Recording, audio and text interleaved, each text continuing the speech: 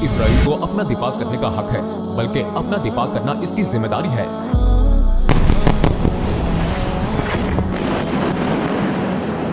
Hamas ISIS है। Israel दहशतगर्दी की इस तारीफ और दहशतगर्दी के आगाज के तमाम मेयारात पर पूरा उतरता है, और यही हम नेतन्याहू और आईसिस के दरमियान मुनासबत देखते हैं। नेतन्याहू और आईसिस दोनों इस लिहाज से एक जैसे हैं कि मजहबी आयात को अपने मतलब के लिए इस्तेमाल करते हैं।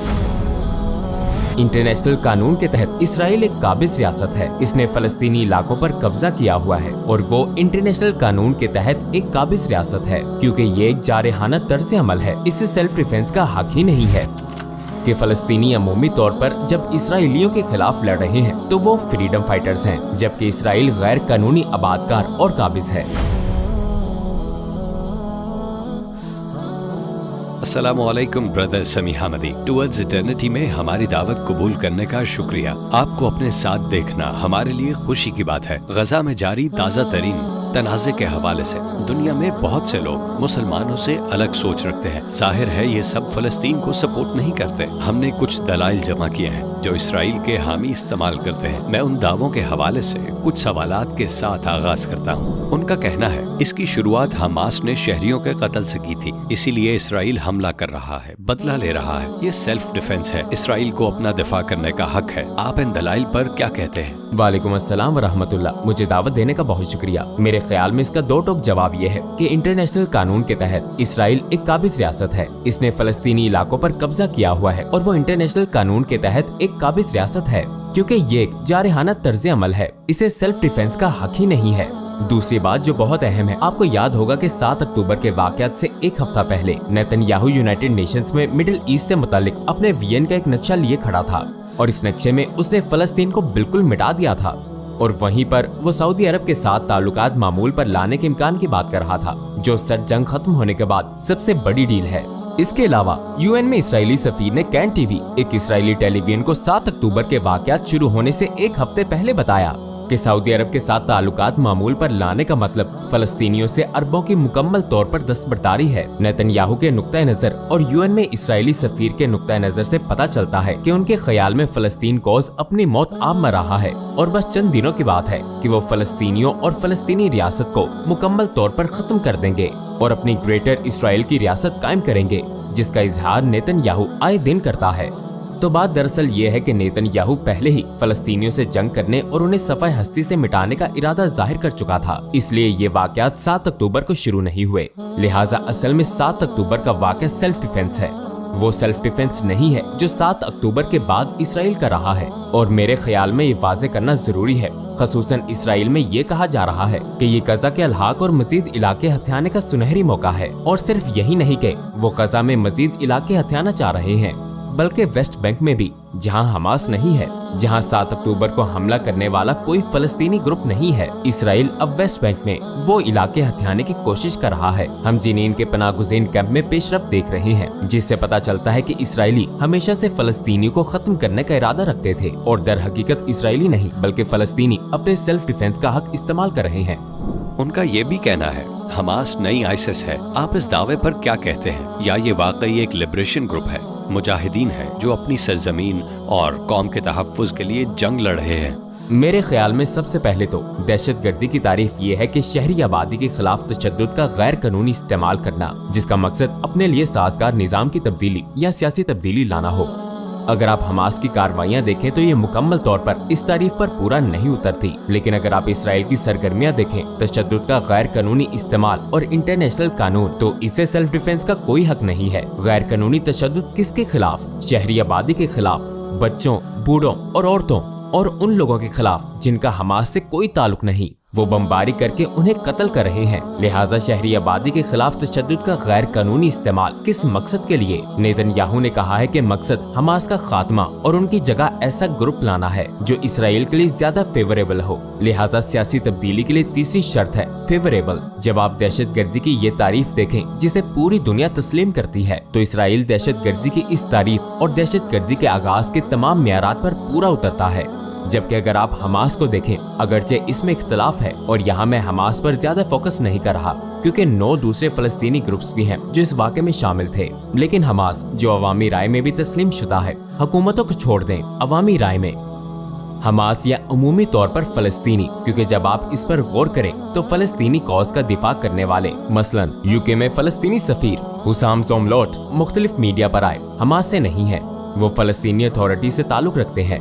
मुस्तफा बरकोसी वेस्ट बैंक में हैं, वो गजा में नहीं है, वो हमास का हिस्सा नहीं है, वो वेस्ट बैंक में किसी और सियासी ट्रेंड के साथ हैं। और जैसा कि हमें मालूम है, इन सब की बातें जाहिर करती हैं कि ये हमास का मसला नहीं है। अगर हम हमास से आगे देखें तो नजर आता है कि अमूमी तौर पर तमाम फलस्तीनी अपनी सरजमीन के हकूक के तहफ्फुज के लिए लड़ रहे हैं, जो इसराइली आबादकारों ने सफाकियत और तशद्दुद के बल पर उनसे छीन लिए। घरों के असल मालिकान ये हैं जिन्हें उनके घरों से निकाल दिया गया, और ये मालिकान अपनी जमीन, अपने घर उन लोगों से वापस लेने की कोशिश कर रहे हैं जिन्होंने उनके घर उनसे काबू कर लिए। और मेरे ख्याल में इस खसूसी तनाजुर में ये बिल्कुल वाज़े हो जाता है कि फलस्तीनी अमूमी तौर पर जब इसराइलियों के खिलाफ लड़ रहे हैं तो वो फ्रीडम फाइटर्स हैं, जबकि इसराइल गैर कानूनी आबादकार और काबिज है। इसराइली हुकूमत कहती है कि हमास गजा में शहरियों को इंसानी ढाल की तरह इस्तेमाल कर रही है और उन्हें खत्म करने का इसके सिवा कोई रास्ता नहीं है कि शहरियों को भी नुकसान बर्दाश्त करना पड़े। क्या वाकई कोई दूसरा रास्ता नहीं है? मेरे ख्याल में इंसानी ढाल के इस दावे पर अगर आप गौर करें तो इसराइल ने गजा में फलस्तीनियों से कहा कि वो शमाल से जुनूब में चले जाएं। चनाचे बहुत से फलस्तीनी शमाल से जुनूब की तरफ गए। इसराइल ने शुमाल से जुनूब तक की सड़क को बम से उड़ा दिया और फिर पलटकर जुनूब में उन जगहों पर बमबारी की जहां फलस्तीनी जमा हुए थे। अगर मसला इंसानी ढाल के हवाले से था तो इसराइल तो उन्हीं इलाकों को टारगेट कर रहा है जहां वो उन्हें जाने के लिए कहता है। चनाचे वो फलस्तीनियों को मखसूस इलाकों में जाने के लिए कहता है, जैसे अस्पताल वगैरह में, और फिर उन इलाकों पर बमबारी करता है। पूरे खानदानों का इज्तिमाई कत्ल और सफाया करता है। इससे जाहिर होता है कि मसला उन्हें इंसानी ढाल बनाने का नहीं, बल्कि इसराइल उन्हें भेड़ बकरियों की तरह एक जगह जमा करता है और फिर उन पर बम बरसा देता है जैसे वो कूड़ा क्रिकेट हो।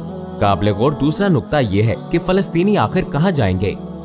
3 तरफ इसराइल ने नाकाबंदी कर रखी है और मिस्र के साथ रफा क्रॉसिंग बंद है, जबकि दूसरी तरफ समुद्र में नाकाबंदी है। वहाँ इसराइली बहरी बेड़े खड़े हैं, लिहाजा वो कहाँ जाएं? चलें अगर फर्ज कर लें कि वो इंसानी ढाल के तौर पर इस्तेमाल हो रहे हैं तो फलस्तीनियों के जाने के लिए कोई रास्ता ही नहीं है, चाहे उन्हें इंसानी ढाल के तौर पर इस्तेमाल ना किया जाए तब भी। लिहाजा मेरे ख्याल में इंसानी ढाल का शोशा इसराइलियों ने छोड़ा है ताकि वो इस तनकीद से बच सके कि वो शहरियों को टारगेट कर रहे हैं, फलस्तीनी आबादी को खत्म करने की कोशिश कर रहे हैं, घरों के मालिकान को कत्ल करने की कोशिश कर रहे हैं, ताकि उनमें से कोई भी ऐसा शख्स जिंदा ना रहे जो आए और अपनी जमीन का मुतालबा कर सके। कोई भी ऐसा ना बच सके जो आए और दोबारा अपने हकूक मांगे। उनमें से कोई भी जिंदा ना रहे जो मज़ाहमत को जारी रखे, जो सरजमीन पर अपने हकूक का तहफ्फुज कर सके जिसे तशद्दुद के साथ उनसे छीन लिया गया था। लिहाजा इंसानी ढाल वाली बात महज एक शोशा है। और चूंकि फलस्तीनियों ने दूसरे इलाकों में नकल मकाने की कोशिश की, फिर भी इसराइल ने उन पर बम बरसाए। इससे जाहिर होता है कि इसराइल को हलाक होने वाले शहरियों की तादाद से कोई सरोकार नहीं है,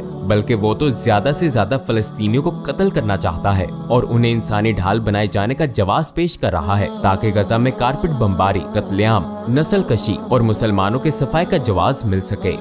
कुछ और लोगों ने कहा कि इस्राएली फौज जमीनी ऑपरेशन के लिए गजा में दाखिल नहीं हो सकती थी क्योंकि उन्हें इस तरह नाकामी का यकीन था और उन्होंने आखिरी जमीनी जाहिरियत के नतीजे में इंटरनेट भी खत्म कर दिया था। आपके ख्याल में ऐसा करने का क्या मकसद था? अपनी मुमकिन नाकामी को छुपाना या अपने जंगी जराइम को छुपाना? मेरे ख्याल में जब जमीनी जारियत की बात आती है तो ये नुमाया करना जरूरी है कि इसराइल के लिए गजा में जमीनी जारियत आसान नहीं है। उन्होंने पहले भी कोशिश की थी और नाकाम हुए थे। पहली चीज जो काबिल गौर है वो ये है कि इसराइली फौज 1973 वाली फौज नहीं है जिसने मिस्र और शाम को बाहर निकाल दिया था। ये इसराइली फौज की वो जनरेशन है जिसे ज्यादातर पुलिस ड्यूटी का काम सौंपा गया है। लिहाजा इनकी ड्यूटीज या इनका जंगी तजर्बा वेस्ट बैंक और गजा में ज्यादातर छोटे बच्चों के हाथ पांव तोड़ने, बूढ़ों को पीटने और निहत्थे नौजवानों पर गोलियां बरसाने पर मुश्तमिल है। ये वो फौज नहीं है जो जमीनी जारियत जानती हो। ये वो फौज है जो अपने जहाज उड़ाना और आसमान से बम बरसाना जानती है, क्योंकि इसे मालूम है कि फलस्तीनियों के पास वो टेक्नोलॉजी नहीं कि उनके जहाजों को मार गिराएं। और तीसरी वजह अवामी राय है, और ये भी एक वजह है कि जब इसराइल ने बज़ाहिर नाकाम हो जाने वाली जमीनी जारियत की कोशिश की तो इसने बिजली क्यों काटी, इंटरनेट क्यों खत्म किया? वो इसलिए ऐसा कर रहे हैं क्योंकि उन्हें ये तशवीश है कि फलस्तीनी जो कि सोशल मीडिया इस्तेमाल कर रहे हैं और हमें सूरत हाल से आगाह कर रहे हैं, और फिर मेरे और आपके लाइक्स उनकी आवाजों को रीट्वीट और शेयर करके मजीद आगे पहुंचा रहे हैं, और दूसरे तमाम मुसलमान 1.9 बिलियन मुसलमान इसे मजीद आगे शेयर कर रहे हैं। यानी एल्गोरिदम अब इस कंटेंट को तरजीह दे रहा है और इसे दुनिया भर के होम पेजेस पर ला रहा है, और सारी दुनिया के लोग वो तस्वीर देख रहे हैं और खौफजदा हैं और अब वो सवालात उठा रहे हैं। नतीजतन जब रिपब्लिकन उम्मीदवार रॉन डिसेंटिस उन्हें ये बताने के लिए सुपरमार्केट जाता है कि इसराइल को सेल्फ डिफेंस का हक है, तो अमेरिकी गोरे अमेरिकी शहरी उसे ये जवाब देते हैं, मुझे तुम पर यकीन नहीं, मैंने वो तस्वीर खुद देखी है। फिर हमारे सामने उन लोगों की वीडियोस भी आती हैं जो कहते हैं कि मैंने सारी जिंदगी इसराइल को सपोर्ट किया, मगर अब जबकि मैंने गजा की तस्वीर देखी हैं तो अब मैं इसराइल को सपोर्ट नहीं कर सकता। इस तरह इसराइल हमेशा के लिए आलमी अवामी राय खो देगा। लिहाजा उन्हें ये फिक्र थी कि दिन दहाड़े जमीनी जारियत का नतीजा आलमी अवामी राय की तब्दीली की सूरत में निकलेगा, जो इस पूरे तनाज़े का रुख हमेशा के लिए बदल देगा। हमने पिछले हफ्तों में देखा है कि दुनिया के ज्यादातर तरक्की याफ्ता ममालिक पर सहूनियत का बहुत बड़ा सियासी गलबा है और इसराइली हुकूमत भी इसी नजरिए पर काम करती है। इस तहरीक का हतमी मकसद क्या है? इन लोगों का माइंडसेट क्या है? सहयोनी प्रोजेक्ट मुकम्मल तौर पर वाज़ेह है, एक ऐसी इसराइली रियासत का क्याम जो पूरे फलस्तीन और इससे भी आगे अरब रियासतों पर मुश्तमिल हो। सहयोनी प्रोजेक्ट कहता है कि यूरोपियों की जानिब से 17वीं और 18वीं सदी में यहूदियों पर होने वाले मुसलसल जुल्म, यूरोपियों की जानिब से यहूदियों के कत्ले-आम, यूरोपियों की जानिब से यहूदियों के इज्तिमाई कत्ल, यूरोपियों की जानिब से यहूदियों के अखराज, यूरोपियों की जानिब से यहूदियों के होलोकॉस्ट, यूरोपियों की जानिब से यहूदियों के स्पेन से अखराज के नतीजे में एक ऐसी आजाद रियासत का क्याम जरूरी है जो यहूदियों को इस जुल्म सितम से बचा सके। इस तरह सहयोनियों ने जन्म लिया। ये यूरोप की यहूद दुश्मनी, यूरोप के जराइम, यूरोप की सफाकियत के बायस पैदा हुए और फिर ये मुसलमान मुल्कों में आ गए जहां मुसलमान हमेशा से मिलजुल कर रहते आए हैं। स्पेन से निकाले गए यहूदियों को सबसे पहले उस्मानियों ने कबूल किया। मुस्लिम दुनिया के पास अंदलस था जो दर हकीकत मुख्तलिफ मज़ाहिब के दरमियान बाहमी यकानगत की शानदार तारीखी मिसाल रखता था। उन्हें यूरोप से निकाल दिया गया और वो मुसलमान मुल्कों में आए और मुसलमान मुल्कों ने उन्हें कबूल किया। सहयोनी प्रोजेक्ट का मकसद एक नस्ली यहूदी रियासत का क्याम है जो सिर्फ यहूदियों के लिए हो, जहां वो अपने उस कत्लेआम से महफूज रह सके जिसे उन्होंने सदियों तक बर्दाश्त किया है, जो कि यूरोपियों ने किया था। सहयोनी प्रोजेक्ट के साथ मसला ये है, और बहुत से यहूदी सहयोनी प्रोजेक्ट के खिलाफ इसलिए हैं क्योंकि सहयोनी प्रोजेक्ट ये कहता है कि रियासत का क्याम दूसरों की सरजमीन पर गैर कानूनी कब्जा करके किया जाएगा। ये रियासत बातिल पर कायम की गई है और इनके इस बातिल तस्वुर की वजह से ही ये नजरिया गलत करार पाता है। इसलिए सहयोनियों और यहूदियों के दरमियान इख्तिलाफ पाया जाता है। बहुत से यहूदी सहयोनी प्रोजेक्ट को सपोर्ट नहीं करते, लेकिन सहयोनी प्रोजेक्ट का हतमी मकसद एक ऐसी रियासत का क्याम है जहाँ वो उन यहूद दुश्मन यूरोपियों के रहमो करम पर ना रहे जिन्होंने यहूदी आबादी के खिलाफ जंगी जराइम और जुल्म सितम किए थे। और ये बड़े अलमी की बात है कि ये जुल्म सितम सहने वाले अब उस मखसूस रियासत के क्याम के लिए वही जुल्म सितम दूसरों के साथ कर रहे हैं। मगर क्या ये ऐसा नहीं कि वो अपने अकीदे के मुताबिक दूसरे इंसानों को हकीकी इंसान नहीं समझते? ये हमारी खिदमत के लिए पैदा हुए हैं। क्या वो इस तरह का माइंडसेट रखते हैं? मैं समझता हूँ इसका मकसद इस आइडिए और सहयोनी प्रोजेक्ट के लिए यहूदी आबादी की हमायत और सपोर्ट हासिल करने की कोशिश है। ये याद रखना अहम है कि जब सहयोनियत उभरी तो बहुत से यहूदियों ने सहयोनी नजरिए की मुखालफत की थी। सहयोनियत को यहूदी हमायत दिलवाने के लिए सहयोनियों ने एक PR कैंपेन शुरू की जिसमें मुसलमानों को इंसानियत के दर्जे से गिराया और यहूदियों को बताया कि ये मुसलमान इसी लायक हैं क्योंकि ये वैशी हैं, ये जानवर हैं, इन्हें जिंदा रहने का कोई हक नहीं है।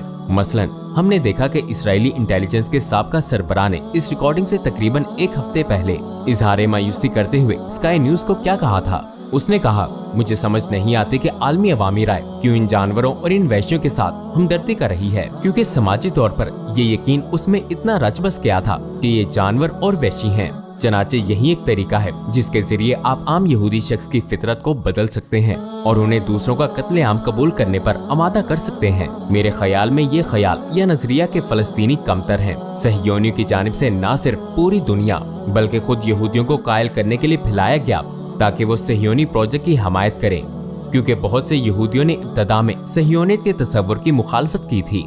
और हम ये जानते हैं कि जब किसी कौम की नस्ल कशी या उस पर हमला होता है तो सबसे पहले उसे इंसानियत से गिराया जाता है ताकि उसके कत्लेआम और खून रेजी में सहूलत हासिल की जाए और दूसरों को कायल किया जाए कि उस कौम के लोग चूहे या कॉकरोच वगैरह हैं। नाजी जो अल्फाज यहूदियों के लिए इस्तेमाल करते थे, वही अल्फाज आज सहयोनी मुसलमानों के लिए इस्तेमाल कर रहे हैं। वही बातें इंडिया में दाएं बाजू की बीजेपी मुसलमानों के मुतल्लिक कर रही है, जहां मोदी हुकूमत मुसलमानों पर जुल्म कर रही है। मैं समझता हूं कि इसी हवाले से वो दूसरों को इंसान के दर्जे से गिराते हैं, और ये सच है कि वो इसके जरिए अपने सहयोनी प्रोजेक्ट के हक पर दुनिया को कायल करने की कोशिश कर रहे हैं। मैं दावा करता हूं कि इंसानियत से गिराने का सबसे पहला हदफ वो यहूदी बने जो सहयोनी प्रोजेक्ट के हामी नहीं थे। लेकिन दूसरी तरफ हमने हाल ही में नेतन्याहू को वो बयानात देते हुए देखा जिनमें उनके मुकद्दस सहीफे रिमेंबर अमेलिकिटीज के हवाले शामिल थे। मैं समझता हूं कि जब नेतन्याहू अपने मजालिम के जवाब में मुकद्दस यहूदी किताबों का हवाला देता है तो हमें आईसिस के साथ इसकी मुमासलत दिखाई देती है। आईसिस भी उन कामों के लिए कुरानी आयात और उनकी गलत तफसीर इस्तेमाल करती है जिनसे इस्लाम सख्ती से मना करता है, और यही हम नेतन्याहू और आईसिस के दरमियान मुनासबत देखते हैं। नेतन्याहू और आईसिस दोनों इस लिहाज से एक जैसे हैं कि मजहबी आयात को अपने मतलब के लिए इस्तेमाल करते हैं, उन कामों के जवाब के लिए जिससे उनका मजहब मना करता है और मुजम्मत करता है। हम दुनिया भर में तकरीबन 2 बिलियन मुसलमान हैं और इसराइल की आबादी 10 मिलियन से भी कम है। तो मुसलमान मुल्क इसराइल के खिलाफ ठोस कदम क्यों नहीं उठा सकते? इन ममालिक में रहने वाले मुसलमान मुश्तइल क्यों हैं? हमें इन ममालिक से सिर्फ मुजम्मत और रद्द अमल के 2 बोल क्यों सुनाई देते हैं? वो हिचकिचा क्यों रहे हैं, या ये बातें करने से ज्यादा कहना आसान है? मेरे ख्याल में एक अलमेज सवाल है, बहुत मुश्किल सवाल है। मुसलमान रियासतों को ये कुव्वत हासिल है कि वो इसराइलियों को दबाने के लिए अमरीकियों पर दबाव डालें, लेकिन वो 2 वजूहात से ऐसा नहीं करते। मुस्लिम दुनिया का एक टोला समझता है कि इस मामले की इतनी अहमियत नहीं, क्योंकि उनके ज्यादा फॉरेन इंटरेस्ट और हैं, और उन्हें अमरीकियों की जरूरत है क्योंकि वो ईरान के खिलाफ नेटो की तरह के मुआहदे चाहते हैं। उन्हें वियन 2030 के लिए ताउन चाहिए। वो ऐसे शहरों की तामीर के लिए अमेरिकी कंपनियों की मदद चाहते हैं जो मियामी की तरह हो, शंघाई या मास्को की तरह नहीं, बल्कि मियामी की तरह नजर आए। ये सऊदियों के अपने अल्फाज हैं, और वो समझते हैं कि फलस्तीनी इतने अहम नहीं जिसके बदले वियन 2030 या अमेरिकियों के साथ ताल्लुकात को दांव पर लगा दिया जाए, जो कि वाहिद रियासत है जो उनके मुल्क को वियन 2030 के हसूल में मदद दे सकती है। और दूसरे मुल्क भी हैं जैसे कि तुर्की वगैरह जो कुछ करना तो चाहते हैं, जिनके पास कुछ करने की ताकत है, लेकिन उन्हें ये खतरा है कि अगर उन्होंने कोई कदम उठाया तो उन्हें पूरी दुनिया तन्हा छोड़ देगी, उन पर पाबंदियां लग जाएंगी। उन्हें यह खदशा है कि अगर वो फलस्तीनियों के लिए खड़े हुए तो मुस्लिम दुनिया के खंजर निकल आएंगे, जो वो हर उस कौम की पीठ में घोंप देंगे जो फलस्तीन कौस के दिफा की कोशिश करेगी। तो आपके सवाल का डायरेक्ट जवाब ये है कि एक टोला ऐसा है जिसे फलस्तीनी रियासत से कोई दिलचस्पी नहीं है, और दूसरा टोला समझता है कि ऐसा करना उसे शदीद नुकसानात से दोचार कर देगा। तो क्या हम कह सकते हैं कि वो आखिरत पर दुनियावी जिंदगी को तरजीह दे रहे हैं? यकीनन, और इसलिए मैं समझता हूँ कि हमारी तरजीहात ही गलत हैं। उन्होंने दुनिया, मुआशी खुशहाली वगैरह को अपनी बुनियादी तरजीह बना रखा है। बल्कि मैं दलील देता हूँ कि अगर कोई सूरा हूद खोले तो पता चलेगा कि जब पैगंबर अलैहिस्सलाम ऐसी कुछ कौमों के पास गए, वो कौमें जिन अल्लाह सुब्हानो ताला ने बहुत ताकतवर कौमें कहा है, मसलन अगर हम आद और समूद को देखें तो वो बहुत ताकतवर लोग थे, उनके पास मुआशी खुशहाली, इख्तियार और सब कुछ था, मगर अल्लाह सुब्हानो ताला ने उन्हें तबाह कर दिया क्योंकि वो इंसाफ पसंद नहीं थे, क्योंकि वो उन वैल्यूज पर कायम नहीं रहे जिन पर उन्हें रहना चाहिए था। वो उस इंसाफ पर कायम नहीं रहे जिस पर उन्हें रहना चाहिए था। वो नसूलों पर कायम नहीं रहे जिन पर उन्हें कायम रहना चाहिए था। और इसीलिए मैं समझता हूँ कि इंसाफ और वैल्यूज के बगैर मुआशी तरक्की को तरजीह देना तबाही और बर्बादी का नुस्खा है, और इसका सबूत हम हर रोज कुरान खोलकर इन सूरतों में देखते और पढ़ते हैं। इसलिए मेरे ख्याल में अगरचे ये रियासतें समझती हैं कि उनके मफादात या कौमी मफादात उन्हें इस मामले से दूर रखे हुए हैं, तो खुद को इस मामले से दूर रखना बिलाखिर उनके कौमी मफादात को खतरे में डाल देगा, क्योंकि इंसाफ और वैल्यूज की अदम मौजूदगी का मतलब है कि मुआशी खुशहाली नहीं आएगी, और अगर आ भी जाए तब भी इसका नतीजा अफरा तफरी और अदम इस्तेहकाम की सूरत में निकलेगा, क्योंकि जैसा कि इब्ने खुल्दून ने कहा था, इंसाफ तमाम तहजीबों की बुनियाद है, जुल्म और नाइंसाफी तहजीबों को तबाह करती है। जुल्म और नाइंसाफी मईशत को और सियासी सूरत हाल को तबाह करती है। मेरे ख्याल में हम इसी हकीकत का सामना कर रहे हैं।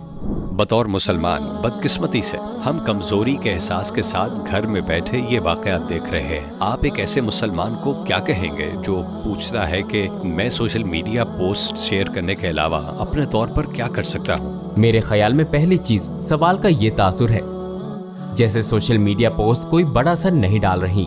ऐसा नहीं है। अगर आप सिर्फ ये काम भी कर सकते हैं तो करते रहें, इससे बहुत बड़ी तब्दीली आ रही है। अगर ट्विटर पर पाबंदियां लगाने की वजह से इलॉन मस्क यूरोपियों की तरफ से दबाव में है तो इसकी वजह यही है कि आपकी आवाज असर डाल रही है। और अहमद, आज हम ये देख रहे हैं कि उम्मत हरकत में आ रही है, वो चीख रही है, धाड़ रही है। जब बीबीसी की प्रेजेंटर ने सहाफत के म्यार की खिलाफ वर्जी पर माफी मांगी थी तो इसराइल ने उसे माफी मांगने को नहीं कहा था। इसराइली तो इस कवरेज से खुश थे। उसने इसलिए माफी मांगी कि उम्मत ने सोशल मीडिया पर लिखा। फलस्तीन के हवाले से तहरीरें पढ़ी गयी। गैर जानिबदार लोग कायल हुए कि फलस्तीनियों का मकसद ही हक और सच है।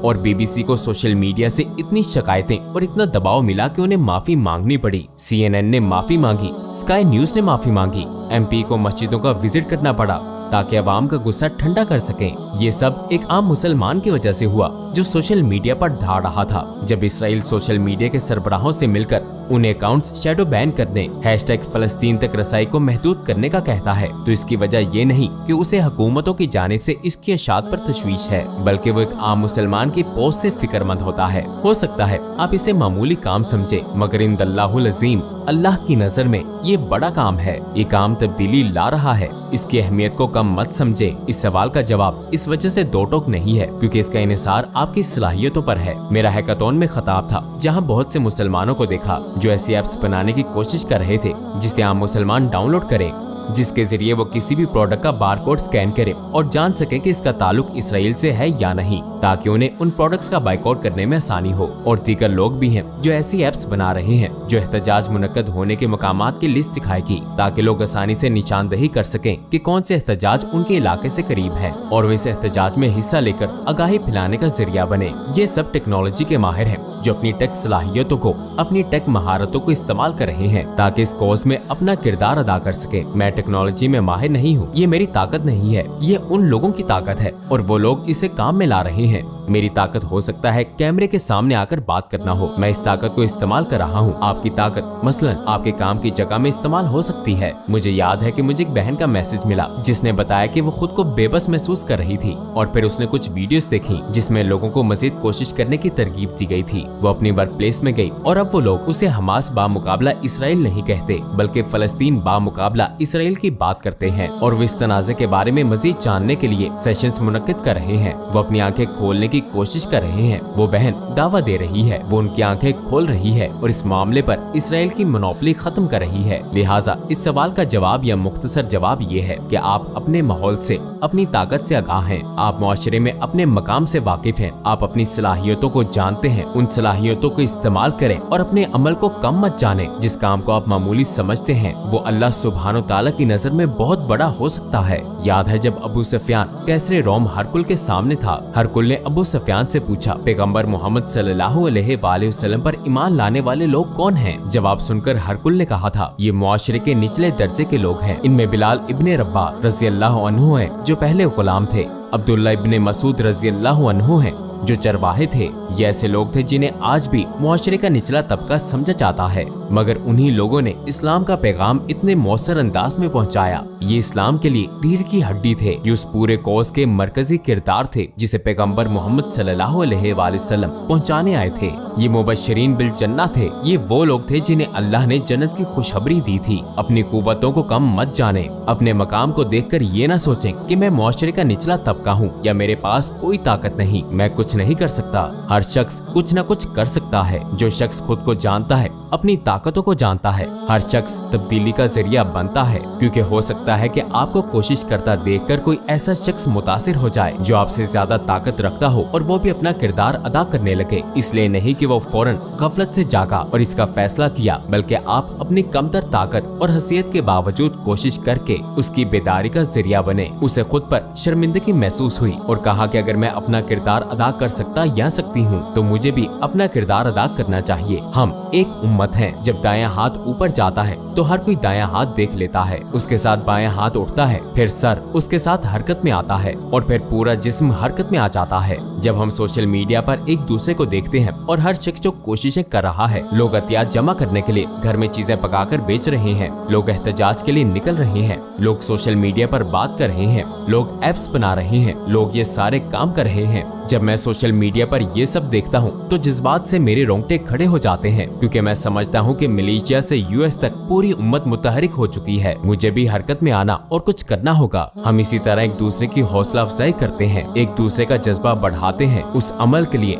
जो हक है और सच है। यही मेरा जवाब है। अपने माहौल में रहते हुए जो आप कर सकते हैं वो करें। कोई भी काम मामूली नहीं होता, हर चीज की कदर और कीमत होती है, हर चीज की कोई न कोई अहमियत होती है। आइए एक जिस्म की तरह साथ हरकत करें, इंशाअल्लाह।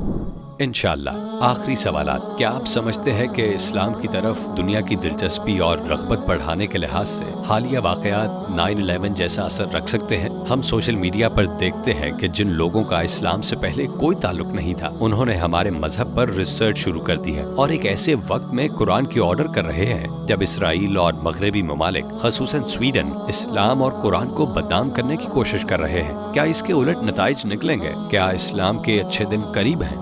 मेरे ख्याल में एक चीज जिसे नोट करना अहम है वो ये कि मुसलमान ये कहते हैं कि उम्मत खोखली हो चुकी है या इसका मुस्तकबिल तारीख है। हकीकत ये है कि इस्लाम दुनिया में सबसे तेजी के साथ फैलने वाला मजहब था और अब भी है। यूरोप में मुसलमानों के खिलाफ क्रैकडाउन की बातों पर पहले से ज्यादा यूरोपीय मुसलमान हो रहे हैं। यूएस में मुसलमानों पर क्रैकडाउन की बातों के जवाब में मजीद अमरीकी इस्लाम कबूल कर रहे हैं। हकीकत ये है कि अल्लाह अपने दीन की हिफाजत खुद कर रहा है। अल्लाह को अपने दीन की हिफाजत के लिए हमारी जरूरत नहीं है, अल्लाह सब कुछ खुद कर रहा है। मसलन हम देखते हैं कि पॉल विलियम्स, इस्लाम लाने वाला एक अंग्रेज, अब दुनिया में टॉप 500 असर अंगेज मुसलमानों में शुमार होता है। अल्लाह सुब्हानो ताला हमें ऐसी मिसालें दिखाता है हमारी याद दहानी के लिए कि इस्लाम का नूर क्रैकडाउन और उस जुल्म सितम के बावजूद मुसलसल फैल रहा है जो हम उम्मत और मुसलमानों के खिलाफ ग्लोबल ऑर्डर की शक्ल में देखते हैं। हमने इंडिया में मुसलमानों पर मोदी के क्रैकडाउन का नतीजा देखा। हमने देखा कि मोदी के हामी बहुत से हिंदू मुसलमान हो गए और वो काबा के पास अपनी तस्वीर लेते हुए कहते हैं, मैंने कभी नहीं सोचा था कि मुसलमानों पर जुल्म करना मुझे कुरान से करीब और इस्लाम में दाखिल कर देगा। मुस्लिम दुनिया में होने वाले वाक़यात के हवाले से उनकी तशवीश की वजह ये है कि इस्लाम को इतना दबाने के बावजूद ये मुसलसल तरक्की कर रहा है। मुझे एक फ्रेंच सहाफी की बात याद है कि हमें फ्रेंच में एक मसला है। मैंने कहा, कौन सा मसला? कहने लगा, हमारे हीरोज मुसलमान हैं, पॉल पोग्बा मुसलमान, गोलू कांटे मुसलमान, ज़िनेडिन ज़िडान मुसलमान। ये सब सुनहरे बालों और नीली आंखों वाले फ्रेंच लोग नहीं हैं। और उसके बकौल मुझे खौफ है कि आइंदा नस्ल इन मुसलमानों को अपने हीरो के तौर पर देखेगी, जिनकी वो नकल करेगी और जिनको वो फॉलो करेगी। आज मुसलमानों के खिलाफ इतने जुल्म की वजह ये नहीं कि मुसलमान हार रहे हैं, बल्कि इसलिए है कि ज्यादा से ज्यादा लोग इस्लाम ला रहे हैं और वो और मुसलमान हो रहे हैं, क्योंकि अल्लाह इसकी हिफाजत कर रहा है, क्योंकि ये अल्लाह के इख्तियार में है। अल्लाह ही दिलों को खोल रहा है। और इसीलिए मैं समझता हूँ कि जब इस्लाम की सूरत हाल और इस्लाम कबूल करने वालों का मामला सामने आता है तो उसका जमाने से कोई ताल्लुक नहीं होता। चाहे जमाने में कुछ भी हो रहा हो, ज्यादा से ज्यादा लोग इस्लाम में दाखिल होते रहते हैं, क्योंकि ये अल्लाह का दीन है, ये अल्लाह का पैगाम है और ये रहती दुनिया तक, क़यामत तक, सारे जमानों में हमेशा दिलों को गरमाता रहेगा, इंशाअल्लाह। आखिरी सवाल, आप इस्लाम का पैगाम 8 जुबानों में फैलाने के लिए टुवर्ड्स इटर्निटी और उसके किरदार के बारे में क्या समझते हैं? बिस्मिल्लाह, माशाअल्लाह। ईमानदारी की बात बताऊं, सच तो ये है कि मैं टुवर्ड्स इटर्निटी का फैन हूँ। पहली बुनियादी वजह ऐसा कंटेंट पेश करना है जिसमें इस्लाम से खुश, अपनी शनाख्त से खुश और उस पर फख्र करने वाले, अपनी इस्लामी मालूमात पर फख्र करने वाले नौजवान मुसलमानों को सामने लाया जाता है और इसे मुनासिबत रखने वाले माहौल में पेश किया जाता है, जिससे हर कोई इसे फॉलो कर सकता है, यहाँ तक कि उनकी अपनी फैमिली, अपने जाती माहौल में इसे फॉलो किया जाता है। इस्लाम का चेहरा ऐसे अंदाज में पेश करना जो हर एक को अपनी रोजमर्रा जिंदगी का हिस्सा महसूस हो, जहाँ ऐसी गेम्स और एक्टिविटीज पेश किए जाएं जो उनकी रोजमर्रा जिंदगी से मुताबिक रखती हो। मैं समझता हूँ कि टुवर्ड्स इटर्निटी की अप्रोच इस हवाले से बहुत मुनफरिद है और 8 मुख्तलिफ जबानों में वीडियोस बनाना जाहिर करता है कि इसकी पहुंच पूरी उम्मत तक है और इसका क्रेडिट भी सोशल मीडिया को जाता है कि इसकी बदौलत हमने उम्मत के मुख्तलिफ हिस्सों के दरमियान ये पुल कायम किए हैं, जिनके जरिए एक वीडियो पूरी उम्मत तक फैल जाती है। इससे हम सबको यही पैगाम मिल रहा है, हम सब ये पुल दोबारा तामीर कर रहे हैं और हम सब उम्मत की खुशगवार यादें एक दूसरे से जोड़ रहे हैं। मसलन मेरा ताल्लुक नॉर्थ अफ्रीका से है, मगर मैं लंदन में पैदा हुआ और पला बड़ा। मैं तुर्की में वीडियो फिल्माने वालों के साथ, इसी तरह पाकिस्तान वाले हम दोनों के साथ और मलेशिया वाले अफ्रीका लोगों के साथ हम आवाज हैं। मैं समझता हूँ कि टुवर्ड्स इटर्निटी ऐसी ऑर्गेनाइजेशंस के एक बहुत छोटे से ग्रुप का हिस्सा है जो कौमी सरहदों को अबूर करने, उम्मत की शनाख्त जिंदा करने में अपनी मिसाल आप हैं, जो बाहमी पुलों को कायम करने और उम्मत की शनाख्त को कौमी पहचान पर गालिब कर रहे हैं और इस हम आहंगी को बेदार करने की सलाहियत बढ़ा रहे हैं। अल्लाह सुब्हानो ताला इस प्लेटफॉर्म को तरक्की दे, इसे तमाम जरूरी वसाइल फराहम करे और इसे खूब अरूज अता करे और इससे रोजे क़यामत आपके मिजान को वज़नी करे। मुझे ज़ाती तौर पर इससे फायदा पहुंचा है, मेरी फैमिली को इससे फायदा हुआ है, मेरे माशरे को इससे फायदा हुआ है और ये तादेर कायम रहे इंशाअल्लाह। जज़ाकल्लाह खैर ब्रदर समी, हमें आपके तजर्बे और इल्म से बहुत फायदा हुआ और जज़ाकल्लाह खैर। अल्लाह आपको साबित कदम रखे, अल्लाह आपकी मेहनत को कबूल फरमाए और इंशाअल्लाह हम इस्तांबुल में आपसे मुलाकात करेंगे और इससे कहीं बेहतर जगह जन्नत में भी इंशाअल्लाह। इंशाअल्लाह। जज़ाकल्लाह खैर और मुझे दावत देने का बहुत शुक्रिया। जज़ाकल्लाह खैर।